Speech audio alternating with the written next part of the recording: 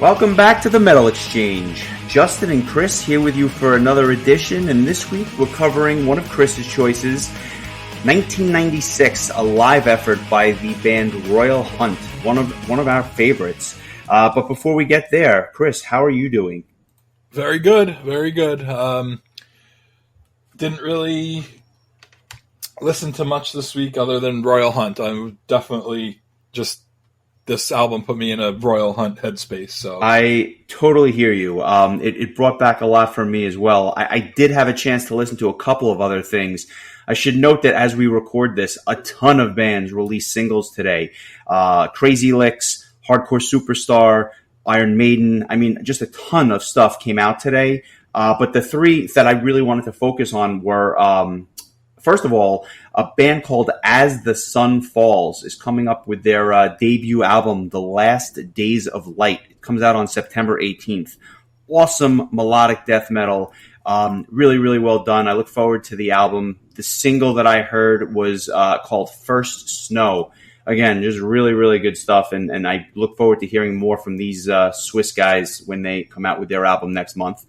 Another thing that was brought to my attention was a song that came out last year by a guitarist called Aaron Cravens, Cravens, and the song that I heard was called Escape Route.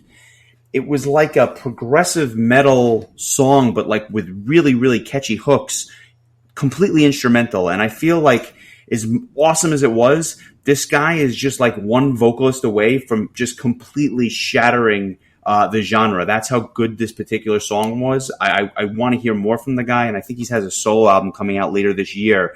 But I feel like it's just missing vocals to put it over the top. But nonetheless, I'll post the track Escape Route this week. And one other album, which is probably going to wind up in my top 25, maybe much higher than that, to be honest with you, was a band called Unrequited, and that's kind of spelled funny. It's Unrequited, and the album is called Beautiful Ghosts. It's a blend of like black metal and progressive rock, and some elements of pop. Also an instrumental disc. But this was one of the most beautiful albums that I've heard all year, and I really am impressed. Apparently, it's one guy that put this entire project together, and he just did a phenomenal job. So I'll post the track from this week as well, and I think I'm going to have a lot more to say about it at the end of the year. Did you have a chance to listen to the new Earthside single? I didn't, and it's funny because I know we spoke about that about a week or so ago. I haven't heard it, but I got a note that it was a really, really emotional video from a friend of mine, but I haven't had a chance to hear it. Did you hear it? I didn't, but I got a text from Knops saying, Earthside dropped the ball after disappearing for a few years. I don't think a brooding audition for a movie soundtrack is the way to go. Wow. The text message I got was pretentious. It was one of the words that was used. So okay. I'm a little curious, but I will definitely give this a listen. In fact, I will listen as soon as we're done recording Royal Hunt because I'm curious if nothing else. It's been a while for these guys. I'm surprised they didn't hit it out of the park, and maybe they did, but just not. Yeah. Doesn't seem different strokes for different folks. Exactly. I had one thing I wanted to mention. This isn't new, but it's new to me. I think, speaking of Knops, he had recommended this to me, and it was so long when he recommended it. I don't know that I ever got a chance to listen to all of it because this is a 30-minute song, almost 31-minute song, and it's by somebody called Dr. Pez and Mark Papagan, and they made this song called Tempo of Time, and it's basically the soundtrack to The Legend of Zelda Ocarina of Time done as like a prog rock suite. And how is it? Or did you get to hear any of it? I listened to the entire thing yesterday, and it's as if Haken did the soundtrack to Ocarina of Time.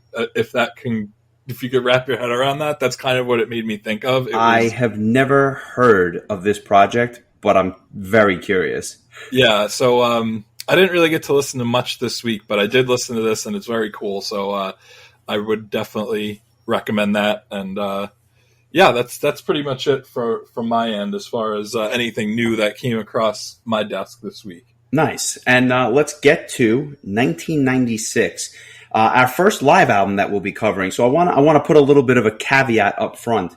I am not assessing this based on the tracks they selected, but merely just like a this is a review of the recording itself as a live show, not necessarily the best Royal Hunt tracks that come off those first three discs, which we'll obviously cover. But I'm trying to evaluate this through the lens of a live album and not the studio songs, which obviously I know as well. So I encourage you to do the same. But why did you choose 1996 as opposed to any of their other live albums? Well, this is arguably my favorite live album by any band. The song selection is fantastic. The performances by all the musicians and DC Cooper on vocals is phenomenal. And I don't know if it was post produced heavily or they were just that good. But it's just a really well done. I just have such fond memories of just listening to this, and it was great to go back and listen to it again this week. But I think the main reason was just that I felt like it was time to talk about Royal Hunt, and I was having a hard time deciding which album to choose, because especially the first four albums and even Fear, their fifth album, I feel like any of them are definitely worth talking about. But since I had such a hard time deciding, all of a sudden I was scrolling through their stuff and I saw this album like shining like a beacon in the night, and I was like, this could be interesting. And the fact that we never talked about a live album, like you mentioned, also kind of made it a more obvious choice for me in the moment. So nice. I think it's a great choice. Just to set the stage, little background information. Royal Hunt comes out with their debut album in 1992, Land of Broken Hearts. They follow that up with Clown in the Mirror in 1994.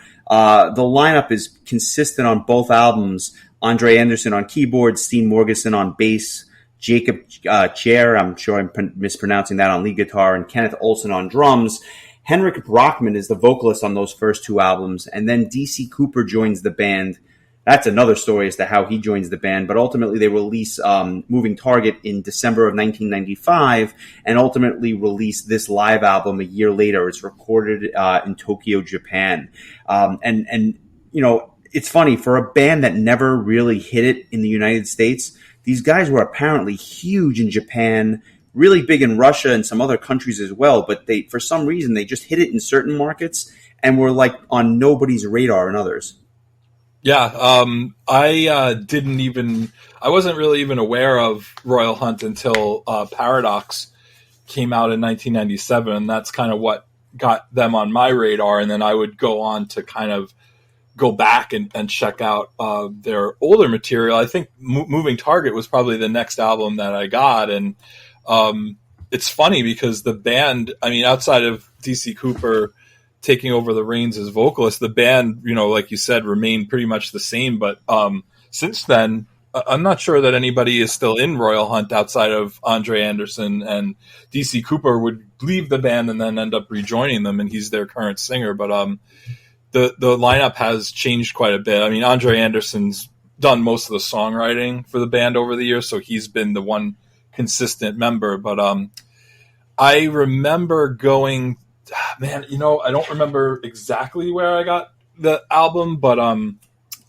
holding it in my hand right now. They released this live in Japan, and we talked about the Magna Carta, record label, mostly when we were talking about Shadow Gallery, and this was released on that, and it's a 2-disc set, and the first disc was like a bunch of selections from this 1996 live album, which was not available to purchase in the US. And so I picked it up. The second disc has the entire live performance of Paradox on there, which was also recorded in Japan.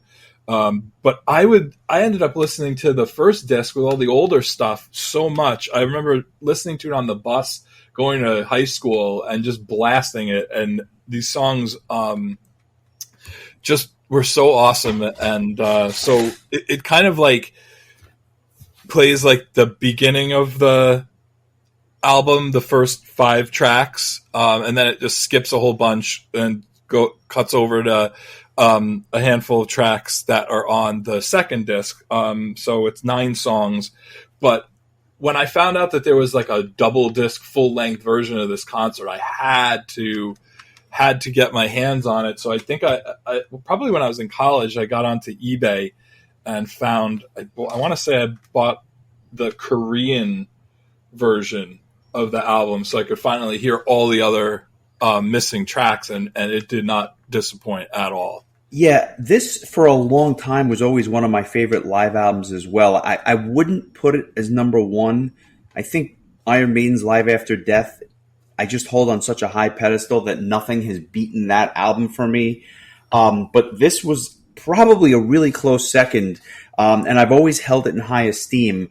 But as of late, I don't think I've listened to a lot of live material by most bands, unless it's something like off the beaten path. And I think of like Ad Infinitum's acoustic album that they came out with, the acoustic live album. That I listened to because it was like something different. But for some reason, I've just been moving away from live albums, unless, of course, I'm going to watch a Blu-ray or a DVD, which I don't do as often as I'd like. But it's just something I don't usually go to. When I want to listen to something live, I'll watch it, or I'll listen to the studio stuff. So I haven't listened to this in a very long time. I haven't listened to any live albums in a long time, but it was definitely nice to go back. I also had Paradox first. Then I bought Moving Target, and this was my third Royal Hunt album, if you will. I don't remember how I got it. I remember getting it shortly after I got Moving Target, just because I had to hear more stuff, and I was a DC Cooper mark. I just think he's a phenomenal vocalist. So even though I knew that they had these 2 older albums, I wanted to hear DC Cooper sing the stuff, and then I obviously worked my way back and got those 2 albums as well. So I kind of worked backwards, and then I would work my way forwards, starting with Fear and those albums. The biggest takeaway I have from listening to this is that Andre Anderson is maybe the most underrated songwriter ever. Because here you have essentially 23 tracks. There's 3 solos on it. You got a keyboard solo. You have the drum / bass solo, and you have a guitar solo. But you have about 20 other tracks, and there's not a bad song on the album. I think some are better than others, and I'm sure we'll talk about some of them in detail. But he is such a good songwriter, and I would argue that their best album, Paradox, is even better than all of this stuff. So, I mean, he's just so consistent, even now on the newer albums. And they've obviously released probably about 8 or 10 albums since, maybe more, since the late 90s. Even on Dystopia, their most recent album, there are some really good songs on here, and Andre Anderson is to credit for most of them. Oh, without a doubt. I mean, he definitely is the mastermind. And yeah, he is. I think he's definitely an underrated songwriter. I mean, he wrote every song on this live album. So I don't know specifically. I guess just scrolling through, it looks like, yeah, up until this point, he had written every Royal Hunt song that existed. And then I guess when Paradox came out, looks like he wrote all of that too. So that tells you something. Do me a favor. One thing I've always struggled with is kind of classifying this band in terms of the sound, right? They're not a power metal band. They're not really like a classic, like melodic band. They're not really a neoclassical band like an Yngwie. But they're not really a progressive band because the songs are really structured and kind of straightforward in many cases. They are very unique, and it's almost hard to describe, other than the fact that you'd say a lot of the songs are obviously keyboard driven for obvious reasons, with Andre writing most of the material. How would you classify these guys? I consider them like a more of a melodic progressive metal band, kind of in the same vein as like a Vanishing Point, or maybe even maybe like a less technical Seventh Wonder, where the songs are really melody driven and catchy, but at the same time, like you said, it's definitely not power metal. And it's not it might have some elements of it, But Yeah. but it's also not. Vanishing Point, I think, is a very good analogy just because it's song driven prog as opposed to like wankery prog, I guess, for lack Yeah, of a better I term. was going to use that exact word. Yeah, because here everything is a lot more structured. The songs are really succinct. Everything's between like 3.5 and 7 minutes for the most part. With one or two exceptions. And I think that more than any other band, and maybe that's why you were always drawn to them, accessible comes to mind. It's something you can put on and automatically you're like, I can kind of dig this. It's not much of a struggle with some other bands. Let's put it that way. Yeah, I remember, like, I think Tearing Down the World was the song that you would just play for somebody, and like if you wanted them to get into Royal Hunt right away, like just play that song because it just starts out with like this really amazing, keyboard intro. That's kind of what got it started for me, and then like you said, kind of moving back, but I was such a snob about vocalists, and I just didn't really care about anything that they might have done without DC Cooper, which is funny because they only recorded the 2 albums with him initially, and it was because of this album that made me more interested in actually hearing the first 2 albums, and I ended up really enjoying them, and I really like oh my god, I almost said Kent Brockman from The Simpsons.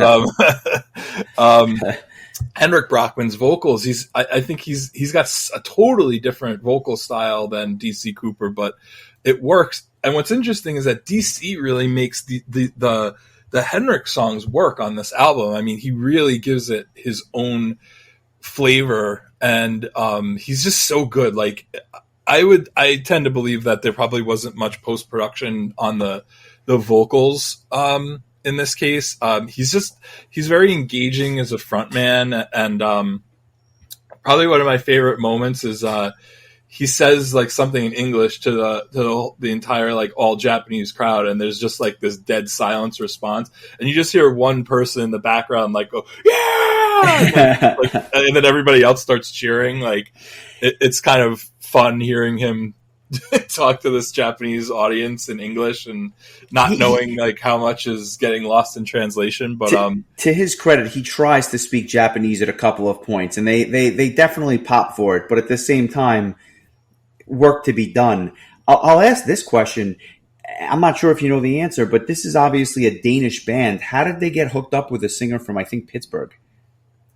I don't know that I'm really sure. Do you know the answer to that? I don't, and that's kind of the reason why I asked. So if anyone out there knows how these guys got hooked up, let me know, because my first I think that I had heard Paradox, fell in love with it, and then I wound up, as we talked about in the Shadow Gallery retrospective, when I heard DC Cooper pop or appear on New World Order on Tyranny, I was like just beside myself because I thought it was the coolest thing in the world, and I was fortunate enough to see him perform that live, like we had discussed, in the past. And I've just always had a soft spot in my heart for his vocals because I think they're so clean, but he's got such range where he can go really low or really high, and he does both equally well. So I did a little bit of quick research, and so as it turns out, it says that he was just kind of a local singer, and he was a finalist to be Rob Halford's replacement in Judas Priest. And I think because of the buzz from that, he got offers to join a bunch of bands, and he ended up choosing Royal Hunt. So there you go. That's the story. And I also didn't realize that he found out that he was fired from the band by reading the announcement on their website. So I guess cooler heads prevailed eventually. Yeah, that is funny. And there you have it. So it's kind of like a Steel Dragon type of story, if you remember the movie Rockstar, in a sense, where like this no-name guy is about to head Judas Priest. But let's get into the album itself. What, I guess we'll do things a little bit differently this week just because there's so much material here. What are some of the songs that stand out to you on this? Almost all of them. There you go. I love the album Moving Target is really, really awesome. I feel like it kind of got dwarfed by Paradox, which was released 2 years later. So it kind of gets, I think, forgotten about. But I mean, the songs that they chose to play from that album, Time and Stay Down and Last Goodbye, Far Away, 1348, Making a Mess. I mean, they play a big chunk of this thing, and it's great to hear it live. I agree with you. Yeah, Step by Step, which I think we discussed, is Patrick Duffy's favorite prog metal song. Yeah, we posted that during the week, having a little fun. For those that aren't aware, that was a show that was popular probably about 25 years ago here in America, and it was called Step by Step. So we had a little fun at Mr. Duffy's expense. Sorry if you are wondering what progressive metal is, but there you have it. Yeah, and then the other thing that kind of came to my mind was how Brian, when we were in high school, would joke. He would call martial arts marital arts because if you looked at it real quick, you might think it said marital. So Brian's like, oh, they made an instrumental song about how to keep your marriage intact. That's interesting. So, but I mean, even the songs from the first two albums that they do. I mean, A Flight is such an awesome way to kickstart the live album, and Wasted Time. I love Kingdom Dark, which I'm just gonna say right now that's gonna be my track of the week. I love that song, and I feel like the live version of it with DC on vocals, it's even better in this version of it.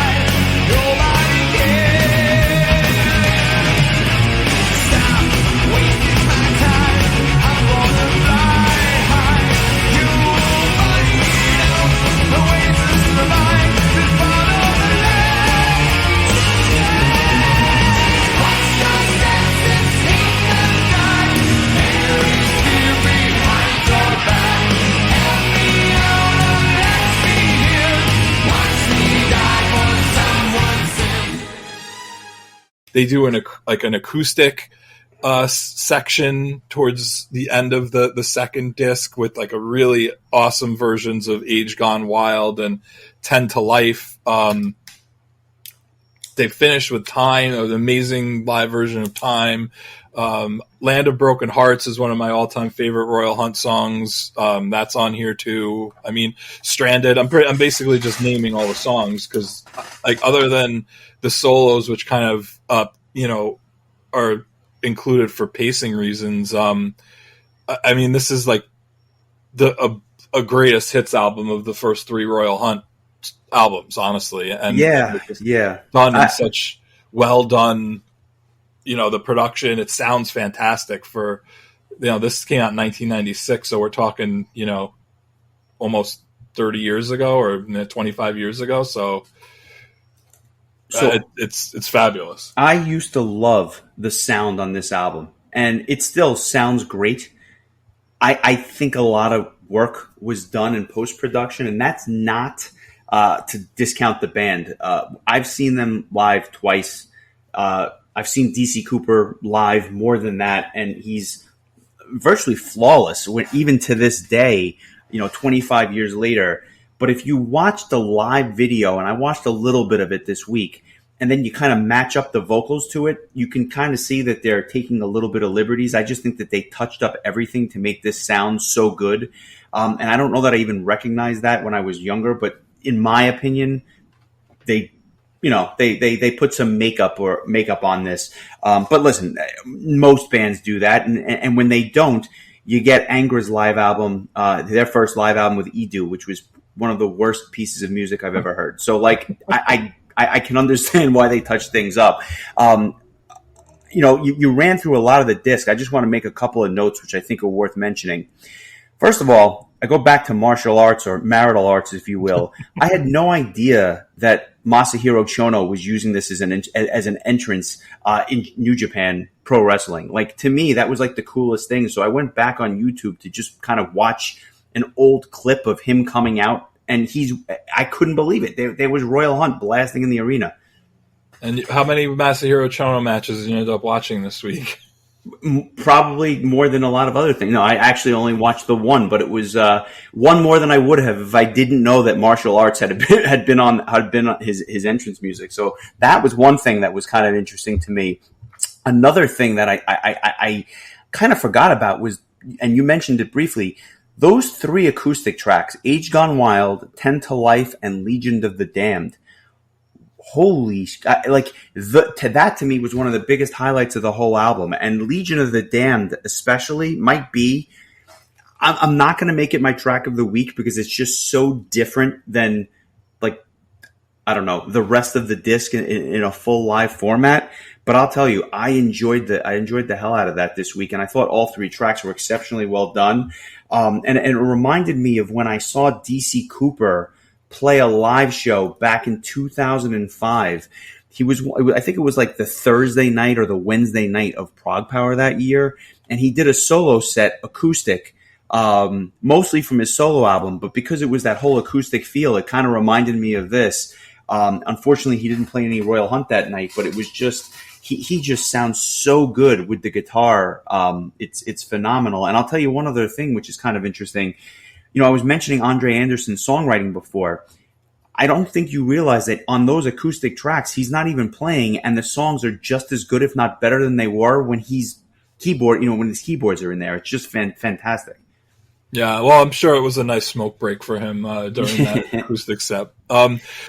Legion of the Damned is, I think, one of the most underrated Royal Hunt songs. I don't love the version on this album. I just think that the original is just so good, and I think DC I don't think he got all the lyrics. There's certain parts of the song that are kind of missing because it's an acoustic version. So it's cool to hear because they probably didn't play it live very often, but I'm just such a huge fan of the original version, and it's a song that, like, when you talk about Royal Hunt, you don't hear, it doesn't get brought up much, but it goes well with the live setting, I think. So I thought it was cool that they decided to bust out this little acoustic set. But I mean, it's just these songs, like Epilogue is, I don't know if I mentioned that one earlier. That's another fantastic song. On the Run is, it just made me think of, like, how at the beginning of the song they have the sirens going, and every time I listen in my car, I would, like, furiously check my rear view to make sure I wasn't getting, like, tailed by a police officer. I don't know, man.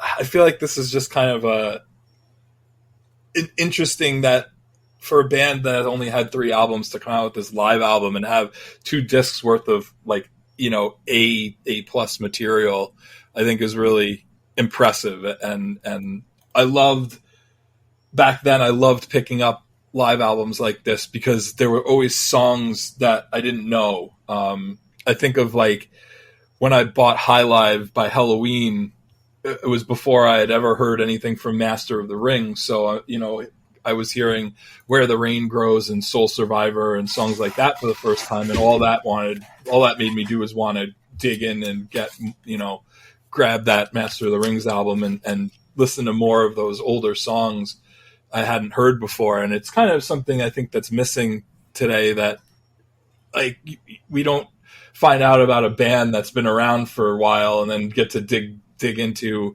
their, back catalog, because usually we're picking up on these bands right as they get started. So it kind of reminded me of a simpler time, I guess, where, like, every song wasn't available at the click of a mouse, and, like, especially because we couldn't even get our hands on some of these albums without importing them or paying a premium. I mean, this album, to get it from Japan, was probably $30 at the very least. So, and that was in 1997 money. So you're talking like closer to $50 now, which is a ton of money, even for a double CD. It's amazing how things are so different. I'll just make a couple of notes about some things that really stood out to me. First of all, you know, a song like "Stay Down." I completely forgot about that track. Like I almost forgot it existed. It's really like it's one of the best guitar solos on the CD. I think the outro is amazing. And one of the things we haven't talked about, but I think it's really evident on that particular track, the two backup singers do an amazing job of lending like that extra vocalist sound on the album. And I think it's just important to mention them by name. They had two female vocalists, Maria McTurk and Lisa Hansen, that were working with them on this album, and they are prominent throughout the whole thing. And they just add such a richness to some of these songs. It would sound completely different without them. And even when they play live now, they always have two backing vocalists that kind of like lend support to the lead singer. I think it's just a really nice touch that, you know, nobody else really does. Yeah, I agree. And I think that they went on to be with the band for a while afterwards. I remember the first time we saw Royal Hunt live, they had the two the female singers, and then the second time we saw them, they didn't. And it sounded like they had like pre-recorded backing vocals, and I think Andre was doing some of it as well. And it just didn't have that same kind of gravity. I think that having them there live, it's just such, like you said, I'm glad you brought it up because I was going to bring it up too. It just adds like such a different layer to the album where it's not just DC on his own. There's actual live vocalists that are harmonizing with him. And it's cool because there's even some parts where like you'll hear the women do the main melody and then DC will do the harmonizing and he'll go lower or whatever. It's really fun. And a lot of prep goes into it because it would be so easy for him to just sing all his vocal lines, but for him to really just kind of go down a register when there was a lot of effort that was put into this gig. There's no question about it. And I'm sure that, it's part of the reason why they were so big over there because they were, you know, they were paying big venues. And if I'm not mistaken, I forget if it was, I don't remember, but they had like a #1 hit in Japan from Moving Target, if I'm not mistaken.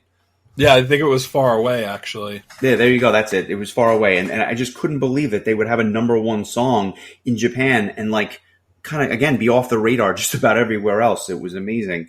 A couple of the songs are actually like faster on the album than they were like on the studio recording. Songs like Making a Mess, just with its iconic chorus, just, you know, a beautiful, beautiful song.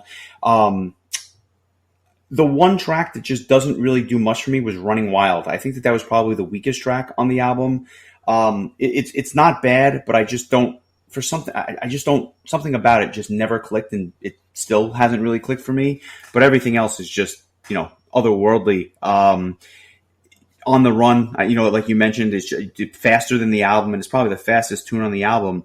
I never realized how most of these songs are kind of the same cadence to it, just in terms of speed and approach, but somehow they sound all completely different. And I guess that's kind of an art that you can keep the same style, but somehow tweak it just enough that tweak it just enough. That's a Freudian slip if I've ever heard one. Tweak it just enough that every song sounds completely different, even though it's kind of the same structure. I love the guitar work too. It's so crisp, and it's just, they really just take that like that classic Royal Hunt sound and they just really just perfect it in like this live setting. But I just love how well the album was mixed. Like everything sounds so good. The keyboards you can hear clearly, but they don't take over everything. You know, the guitars, like I said, sounds super crisp. Everything is just really well done. DC sounds fantastic. It's just the ladies in the background doing the backing vocals. I mean, it's great. And I forgot, it must have been I want to say around 2011. Royal Hunt put out through Frontiers a DVD of this concert and the Paradox, the full Paradox concert that I mentioned earlier. They were VHS transfers, so they're not like super sleek looking or anything. But I pre-ordered it like the second it was announced, because I was like, I have to have these concerts, because I never owned the videos, because I believe they were only released in Japan at the time. So importing those would have been pretty pricey. So and I think now the DVD is out of print. So but I'm so glad that I bought it, because I love going back, and especially this concert, I love going back and rewatching it. So that's kind of a cool thing that they did to kind of make those available to all the folks that weren't able to get their hands on it when they were originally released. And like I said, it's a VHS transfer. It's not the prettiest thing in the world, but it sounds great, and it's passable. So I really struggled picking a song of the week. I've oscillated between about 4 of them, or in this case, about 20 of them. But I think I'm going to go with 1348, because I think it's not only representative of what they were doing with Moving Target, which is an album I love, but it was the year Mike was born. Just an amazing live tune. And it makes me think about how I wish that they were still playing songs from this era live. I haven't seen it, probably will never get to see it, but you got amazing bass lines. It's one of the proggier tunes on the album.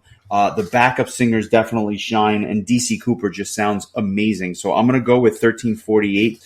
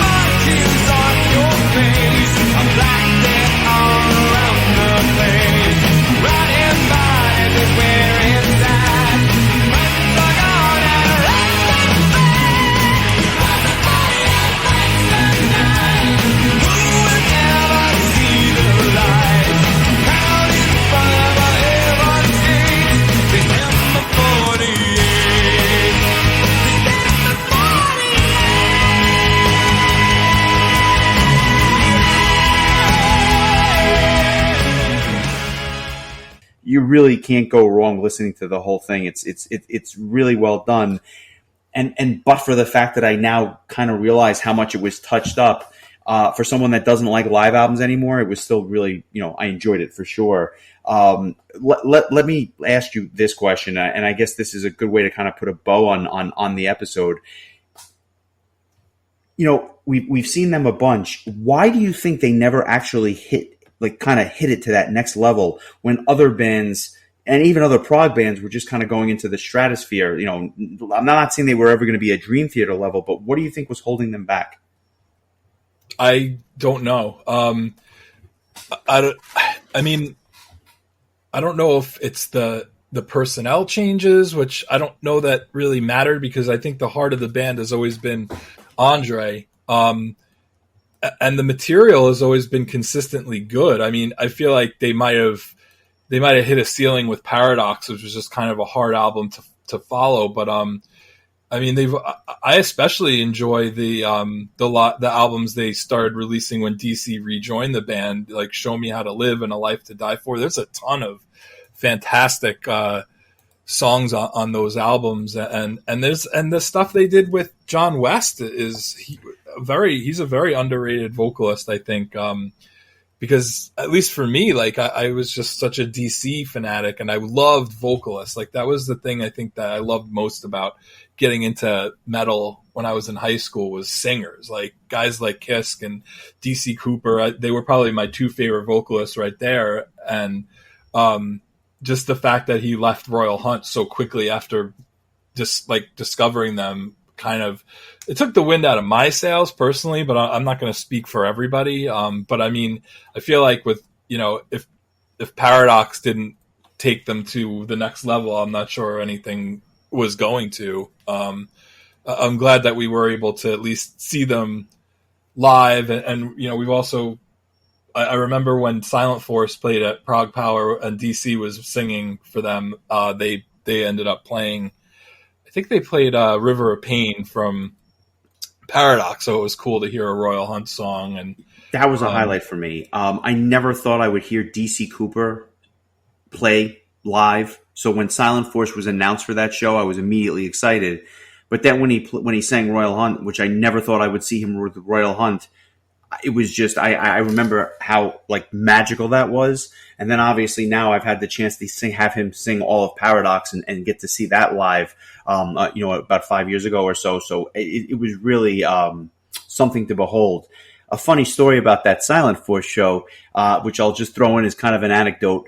A friend of ours was at the show with us, and the guys in Silent Force were walking around with these jackets with the band logo on the jacket. And I remember our friend walking up to, I think it was their bass player, and saying to him, I love that jacket. Where can I get a Silent Force jacket?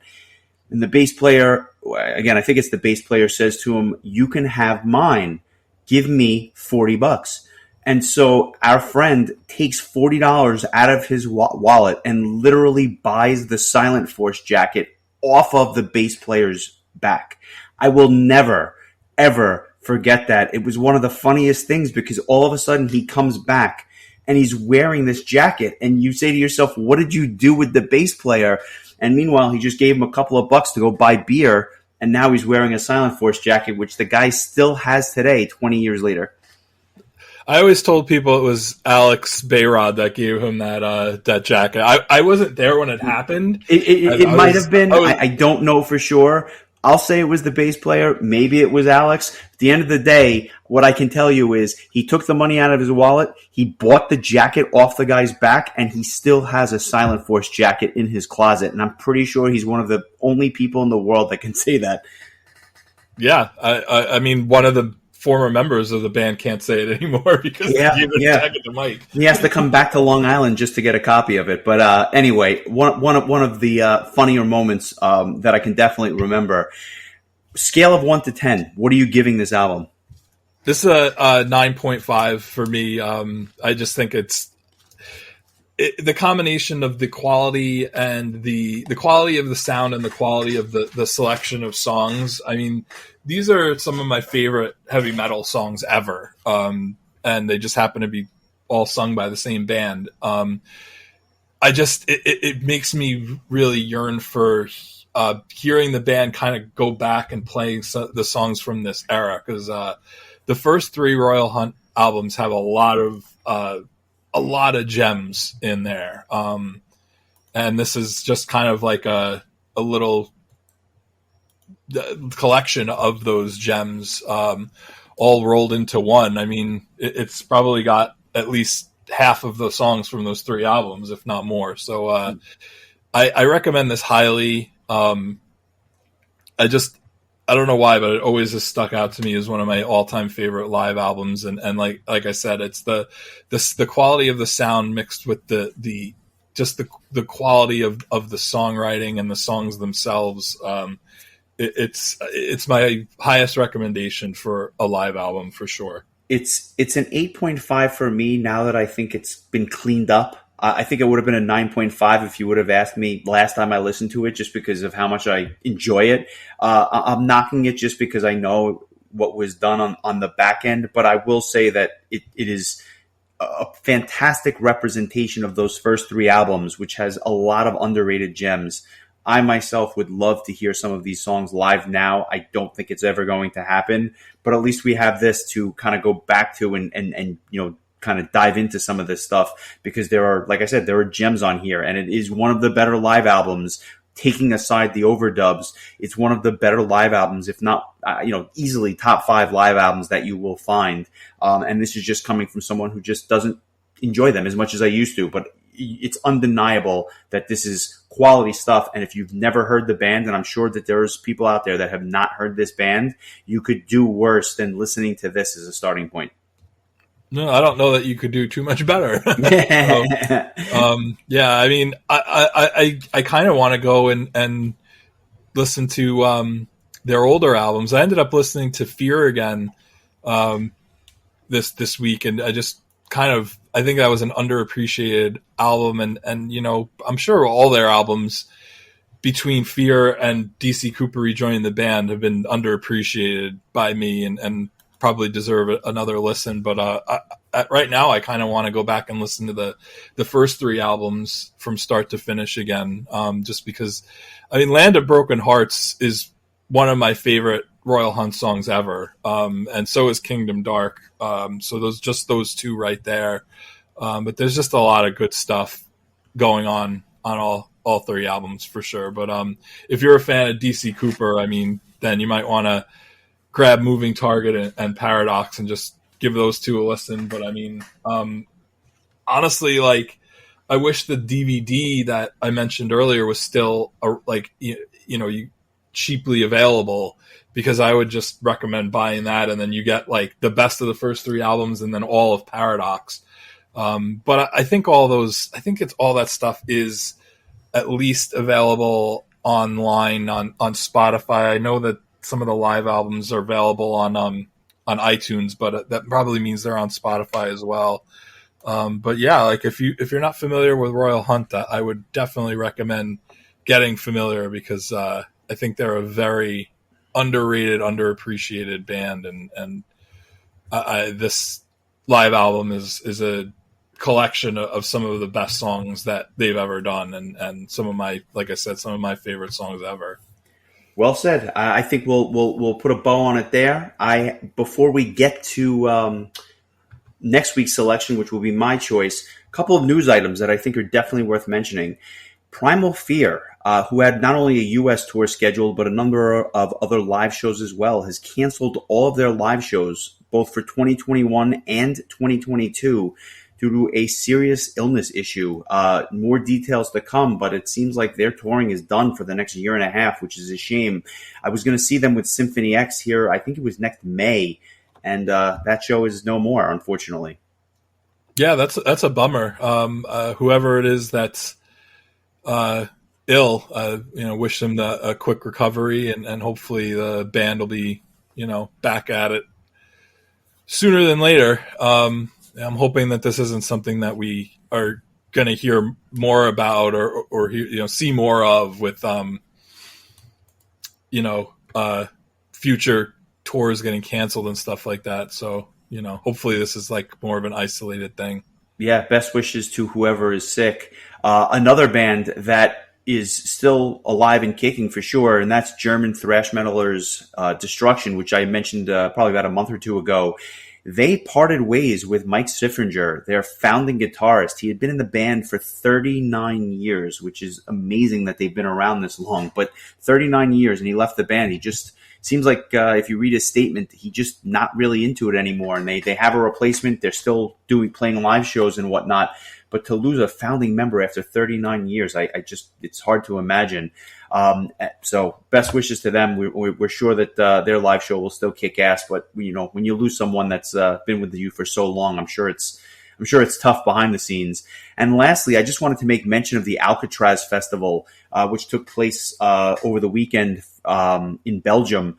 Obviously, I didn't get to go see the show, but it was a really cool lineup, and I got to see a number of live sets. I just love when some of these festivals kind of live stream some of these acts. So I got to see Kiss and Dynamite, I got to see Unleash the Archers, and I got to see some of the Eclipse set as well at various times. Wacken does it. Other festivals have done it as well, and Alcatraz did it. It's just such a highlight for me. It's almost, you really do get a sense that you're kind of there, even though obviously you're, in our case, 5,000 or 6,000 miles away. But it was really nice to see.